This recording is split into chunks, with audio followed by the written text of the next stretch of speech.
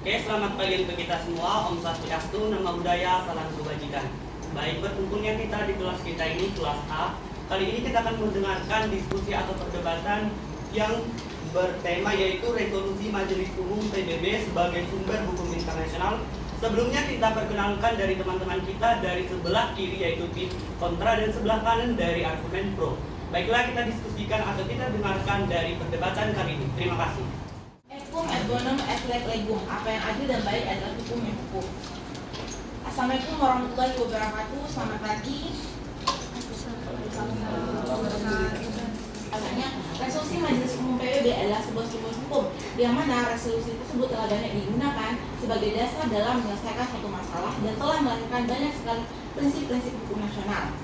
Untuk itu, resolusi ini dapat digunakan untuk menetapkan aturan-aturan yang mengikat hukum yang berkaitan dengan nasionalisasi aset milik asing, di mana penyelesaiannya merujuk pada Permanent Sovereignty over Netral Threshold pada tahun 1962 dan Charter of Economic Rights and Duties of State, di mana resolusi ini mengakui hak negara untuk mengambil alih kepemilikan terhadap properti suatu negara demi kepentingan nasional dan umum.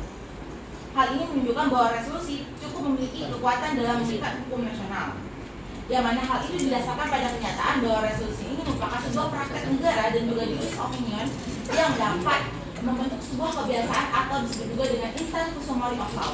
Oleh karena itu dapat disimpulkan bahwa resolusi Majelis Umum PBB ini merupakan sebuah sumber hukum. Terima kasih.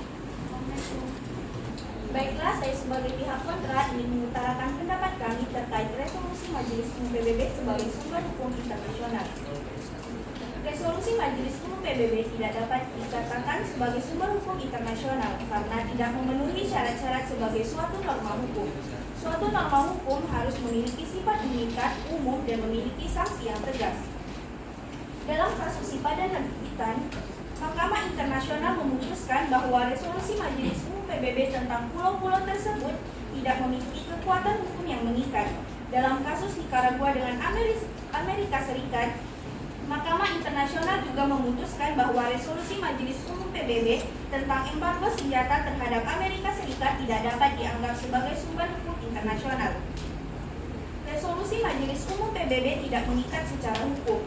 MI dalam kasus Ashlo pada tahun 1950 menyatakan bahwa 38 Statuta MI menetapkan daftar sumber-sumber hukum nasional yang dapat digunakan oleh Mahkamah menyelesaikan sengketa, dan daftar ini tidak mencakup resolusi Majelis Umum PBB. Oleh karena itu, resolusi Majelis Umum PBB tidak dapat dianggap sebagai sumber hukum yang mengikat secara hukum.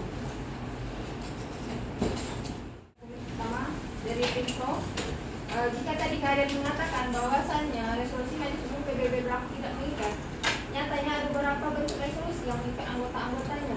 Berdasarkan pasal 17, Piagam PBB Majelis Umum dapat mengambil keputusan tentang masalah anggaran keuangan yang mengikat anggotanya. Selanjutnya, pasal 38 tidak secara eksklusif menyebutkan bentuk hukum tersebut sebagai hukum internasional, melainkan sebagai pedoman bagi Mahkamah Internasional dalam memutus perkara yang diadili. Kalian mengatakan bahwa resolusi yang berbentuk keputusan itu mengikat. Akan tetapi dalam kasus Asilum pada tahun 1950, putusan Mahkamah Internasional hanya mengatakan bahwa resolusi tersebut sebagai rekomendasi dan tidak mengatakan bahwa resolusi itu sebagai sumber hukum.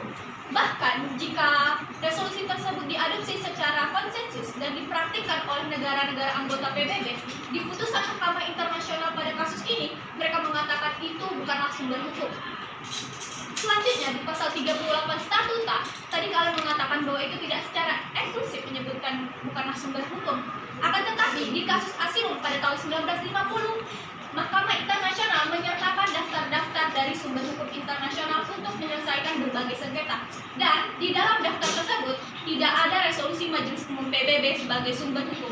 Jadi resolusi tersebut tidak bisa dikatakan sebagai sumber hukum internasional. Terima kasih. Bahas mengenai kasus Asilum, maka perlu kalian ketahui bahwa ada kasus serupa yang menggunakan resolusi Majelis Umum PBB sebagai sumber hukumnya, yaitu pada kasus Kurva Channel yang menggunakan resolusi 37/92 yang diadopsi pada tanggal 10 Desember 1982 sebagai sumber hukumnya, yang mana melalui resolusi ini Majelis Umum PBB mengecam tindakan Israel yang menutup Kurva Channel sebagai satu-satunya saluran televisi untuk warga Palestina dan menganggap tindakan tersebut merupakan pelanggaran terhadap kebebasan berekspresi serta hak asasi manusia.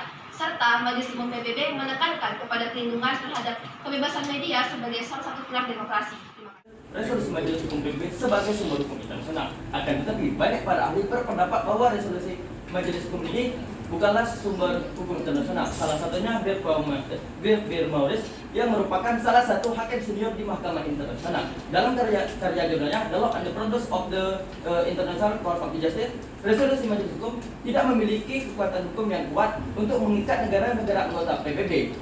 Beberapa ahli juga berpendapat bahwa resolusi PBB bukanlah legitimasi hukum karena tidak semua anggota PBB mempunyai suara yang sama.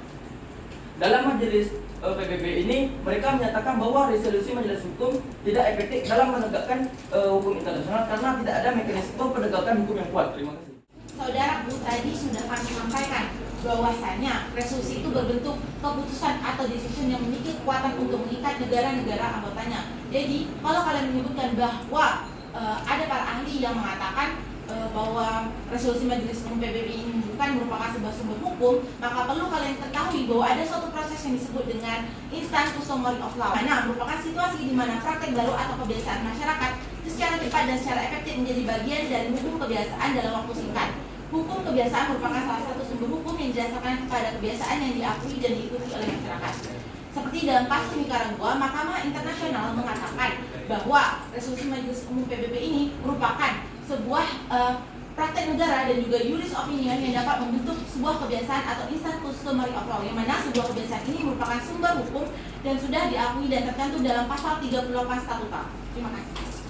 Apakah kalian tahu isi pasal 38? Status di sini sudah jelas membahas tentang sumber hukum internasional. Di sini menjatuhkan 4 sumber. Yang pertama, perjanjian internasional. Yang kedua, kebiasaan internasional. Yang ketiga, prinsip-prinsip umum hukum yang diakui oleh bangsa. Kemudian putusan pengadilan dan juga doktrin para ahli. Nah, sebelum sudah dijelaskan mengatakan bahwa resolusi Majelis Umum PBB bukanlah sumber hukum internasional. Jika kita lihat dari kasus North Continental Sea of 1969, dari kasus ini Majelis Umum PBB lebih tepat dianggap sebagai instrumen politik daripada instrumen hukum, di mana tidak mengikat anggota negara-negara PBB. Perlu kalian ketahui bahwa sejak tahun 1945, Majelis Umum PBB telah mengeluarkan resolusi-resolusi berbentuk deklarasi yang telah berubah menjadi prinsip-prinsip umum yang berlaku hingga saat ini. Sebagai contoh, yaitu Declaration on Principles of International Law Concerning Friendly Relations and Cooperation Among States, GL Resolusi 2625 tahun 1970. Selain itu, juga ada deklarasi penting lainnya tentang pemberian kemerdekaan kepada wilayah kolonial dan masyarakat, atau Declaration on the Granting Independence to Colonial Territories and People, GA Resolusi 1514 tahun 1960, yang mana resolusi-resolusi ini telah diterima secara universal dan dianggap sebagai prinsip-prinsip hukum internasional. Seperti yang telah kalian ucapkan tadi, prinsip hukum ini merupakan salah satu sumber yang tercantum dalam pasal 38 Statuta Internasional. Sekian.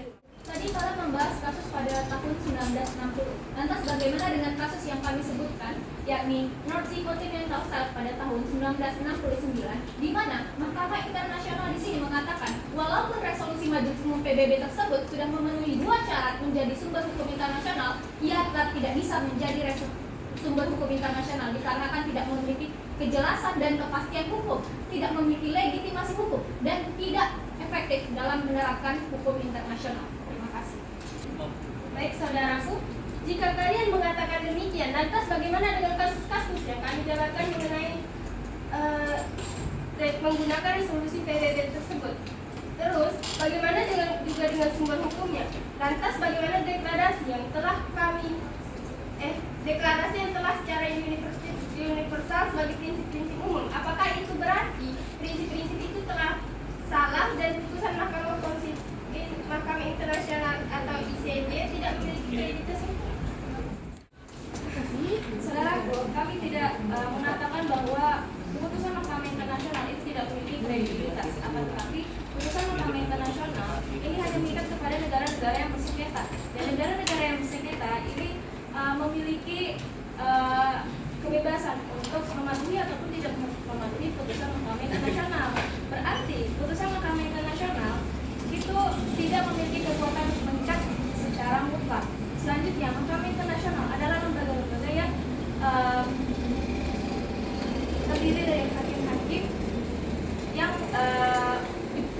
oleh negara-negara PBB, dan hakim-hakim ini memiliki individu-individu yang memiliki latar belakang ataupun pandangan yang berbeda-beda, sehingga putusan Mahkamah Internasional itu bisa jadi dipengaruhi oleh faktor politik. Nah, selanjutnya terkait dengan prinsip-prinsip umum hukum itu tidak terlalu jelas dan dapat ditafsirkan secara berbeda-beda, sehingga ini bisa terjadi adanya ketidakpastian hukum. Jadi, putusan Mahkamah Internasional itu memiliki kredibilitas, akan tetapi ada beberapa hal yang harus dipertimbangkan dan tidak selalu konsisten. Baiklah teman-teman, setelah mendengarkan kita argumen pro dan kontra tentang tema resolusi Majelis Umum PBB sebagai sumber hukum internasional, maka dari itu dalam perdebatan kali ini dibuka sesi tanya jawab. Silahkan untuk teman-teman yang ingin bertanya. Terima kasih. Saya Elvira Karista, perwakilan dari kelompok 8, ingin bertanya kepada tim kontra. Nah, tadi kan sudah disampaikan sama tim pro bahwa resolusi PBB itu dianggap sebagai instan customary of law, di mana ini merupakan kebiasaan yang dilakukan oleh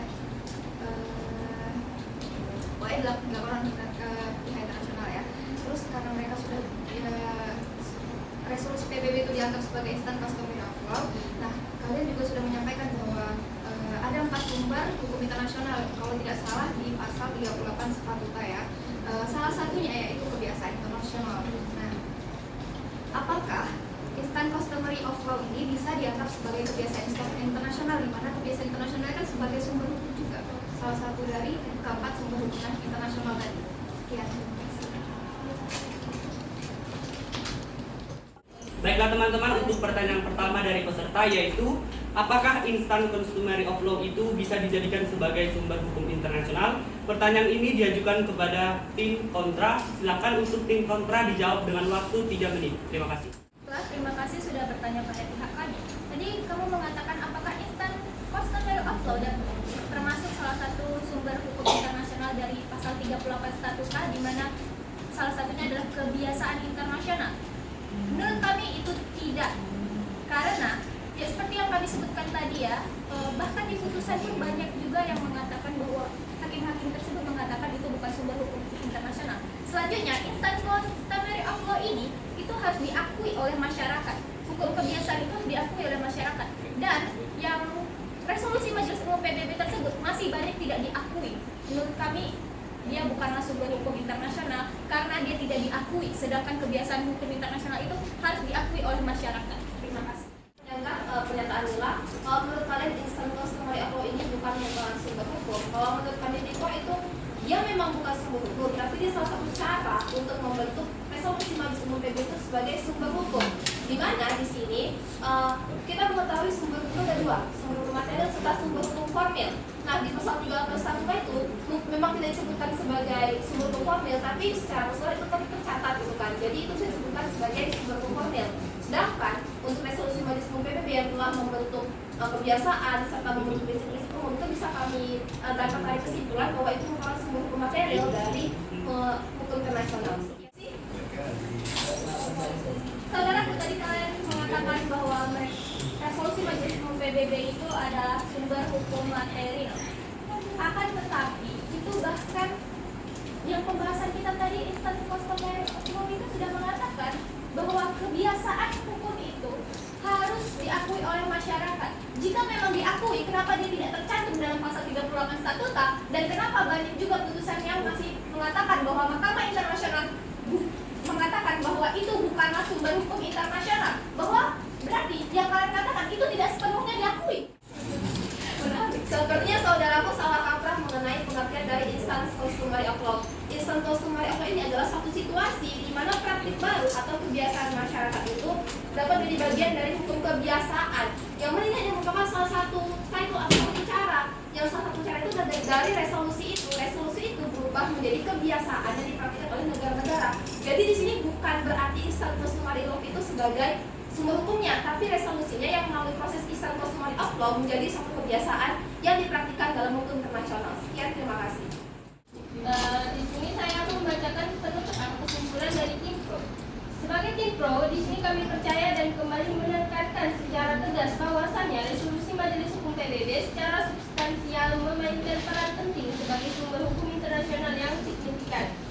Kasus-kasus seperti Texaco Overseas, Petroleum CO dengan Libya pada tahun 1978 dan Corpus Channel menegaskan bahwa resolusi PBB telah memberikan dasar yang kuat dalam penyelesaian masalah internasional. Bahkan dalam isu-isu sensitivitas seperti nasionalisme, aset asing dan atau kebebasan media. Lebih lanjut, kita tidak boleh mengabaikan kekuatan mengikat beberapa jenis resolusi PBB yang didukung oleh pasal 17 Piagam PBB. Meskipun pasal 38 Piagam tidak secara eksklusif menyebutkan resolusi sebagai sumber hukum internasional, ada argumen yang kuat untuk mengakui peran resolusi dalam pedoman Mahkamah Internasional dan dalam membentuk hukum internasional. Konsep instant consummary of law juga menjadi faktor penting karena ia mengakui bahwa praktek negara yang cepat dan efektif dapat menjadi bagian dari hukum kebiasaan internasional. Dalam banyak kasus, resolusi PBB telah menciptakan praktik yang diakui secara luas yang selanjutnya membentuk hukum kebiasaan. Terima kasih. Dari hasil diskusi ini, kami dari pihak tim kontra dapat menyimpulkan bahwasannya resolusi Majelis Umum PBB bukanlah sumber hukum internasional. Hal ini didukung oleh beberapa alasan, diantaranya adalah resolusi tidak memiliki legitimasi hukum, tidak memiliki kejelasan dan kepastian hukum, tidak memiliki mekanisme dan penegakan hukum, dan tidak termasuk dalam daftar sumber hukum internasional yang diatur dalam pasal 38 Statuta Mahkamah Internasional. Selain itu, putusan Mahkamah Internasional dalam kasus Asilum 1950 juga menyatakan bahwa resolusi Majelis Umum PBB hanyalah rekomendasi dan tidak memiliki kekuatan hukum untuk mengikat negara-negara anggota PBB. Bukan hanya kasus Asilum, tetapi ada beberapa mahkamah internasional lain yang tidak menyetujui bahwa resolusi Majelis Umum PBB ada sumber hukum. Ada juga pandangan ahli hukum internasional banyak yang berpendapat bahwa resolusi Majelis Umum PBB bukanlah sumber hukum internasional karena tidak memiliki kejelasan dan kepastian hukum serta tidak efektif dalam menegakkan hukum internasional. Sekian, terima kasih.